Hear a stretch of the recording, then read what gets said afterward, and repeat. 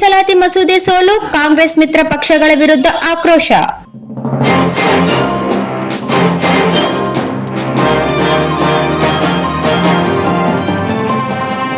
ಮಹಿಳೆಯರಿಗೆ ಲೋಕಸಭೆ ಮತ್ತು ಶಾಸನಸಭೆಗಳಲ್ಲಿ 33% ಮೀಸಲಾತಿ ಕಲ್ಪಿಸುವ ನಾರಿ ಶಕ್ತಿ ವಂದನಾ ಮಸೂದೆಯನ್ನು ಸೋಲಿಸಿದ ಕಾಂಗ್ರೆಸ್ ಮತ್ತು ಇತರೆ ವಿರೋಧ ಪಕ್ಷಗಳ ನಡೆಯನ್ನು ಭಾರತೀಯ ಜನತಾ ಪಕ್ಷದ ರಾಯಚೂರು ಜಿಲ್ಲಾ ಮಹಿಳಾ ಮೋರ್ಚಾ ಅಧ್ಯಕ್ಷರಾದ ವಿಜಯರಾಜೇಶ್ವರಿ ಗೋಪಿಶೆಟ್ಟಿ ಅವರು ತೀವ್ರವಾಗಿ ವಿರೋಧ ವ್ಯಕ್ತಪಡಿಸಿದ್ದಾರೆ. ಬಿಜೆಪಿ ಮತ್ತು ಮಿತ್ರ ಪಕ್ಷಗಳು ಮಹಿಳೆಯರಿಗೆ ಲೋಕಸಭೆ ಮತ್ತು ಶಾಸನಸಭೆಗಳಲ್ಲಿ ಮೀಸಲಾತಿ ಕಲ್ಪಿಸುವ ಮೂಲಕ ರಾಜಕೀಯ ರಂಗದಲ್ಲಿಯೂ ಮಹಿಳೆ ಇನ್ನಷ್ಟು ಮುಂದೆಡೆ ಇಡಬೇಕು, ದೇಶ ಮತ್ತು ರಾಜ್ಯದ ವಿಷಯಗಳಲ್ಲಿ ನಿರ್ಣಾಯಕ ಪಾತ್ರ ವಹಿಸಬೇಕೆಂಬ ಸದುದ್ದೇಶದಿಂದ ಭಾರತೀಯ ಜನತಾ ಪಕ್ಷ ಮತ್ತು ಅದರ ಮಿತ್ರ ಪಕ್ಷಗಳು ಮಹಿಳೆಯರಿಗೆ ಮೀಸಲಾತಿ ಅಸ್ತ್ರ ಕೊಡುವ ವಿಧೇಯಕವನ್ನು ಲೋಕಸಭೆಯಲ್ಲಿ ಮಂಡಿಸಿ ಒಪ್ಪಿಗೆ ಪಡೆಯಲು ಸುದೀರ್ಘ ಚರ್ಚೆಗೆ ಅವಕಾಶ ನೀಡಿತ್ತು. ಮಹಿಳಾ ವರ್ಗಕ್ಕೆ ಉನ್ನತ ಸ್ಥಾನಮಾನ, ಅವರ ಹಿತಚಿಂತನೆ ಕಡೆಗಣಿಸಿ ಮಹಿಳಾ ವರ್ಗದ ವಿರೋಧಿಯಾದ ಕಾಂಗ್ರೆಸ್ ಪಕ್ಷವು ಮಸೂದೆಯನ್ನು ಮತಕ್ಕೆ ಹಾಕಿದಾಗ ಅದನ್ನು ಸೋಲಿಸುವ ಮೂಲಕ ಮಹಿಳಾ ಉನ್ನತಿ ವಿರೋಧಿ ನಡೆಯನ್ನು ಅನುಸರಿಸಿದೆ.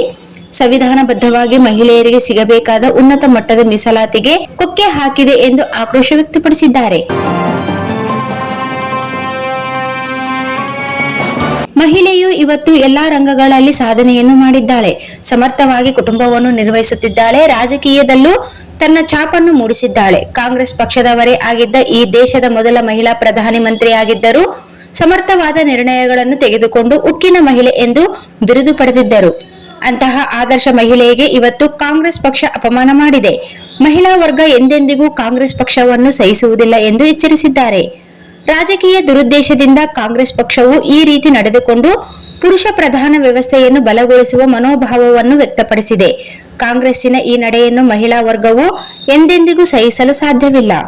ಬರುವ ಲೋಕಸಭೆ ಮತ್ತು ವಿಧಾನಸಭೆ ಚುನಾವಣೆಗಳಲ್ಲಿ ಮಹಿಳೆಯರು ಒಗ್ಗಟ್ಟಿನಿಂದ ಕಾಂಗ್ರೆಸ್ ಮತ್ತು ಇತರೆ ಮಹಿಳಾ ಮೀಸಲಾತಿ ಕಾನೂನಿಗೆ ವಿರುದ್ಧವಾಗಿ ಮತ ಹಾಕಿದ ಪಕ್ಷಗಳಿಗೆ ಮಹಿಳೆಯರು ಪಕ್ಷಭೇದ, ಧರ್ಮಭೇದ ಮರೆತು ತಕ್ಕ ಪಾಠ ಕಲಿಸುತ್ತಾರೆ ಎಂದು ಎಚ್ಚರಿಕೆ ನೀಡಿದ್ದಾರೆ.